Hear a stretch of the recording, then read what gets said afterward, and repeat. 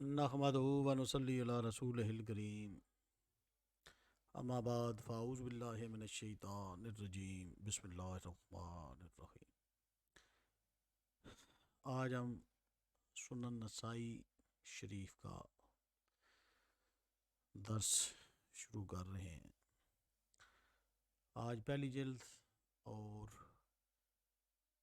پہلا باب کتاب الطہارہ، کتاب پاکیزگی، اس پہلی حدیث سے آج ہم سنن نسائی کا درس شروع کرتے ہیں۔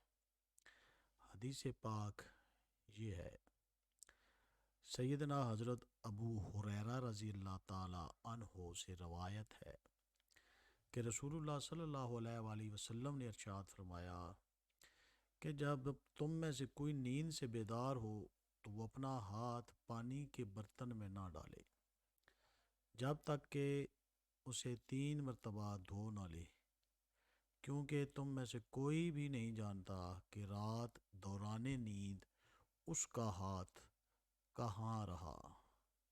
السلام علیکم ورحمۃ اللہ۔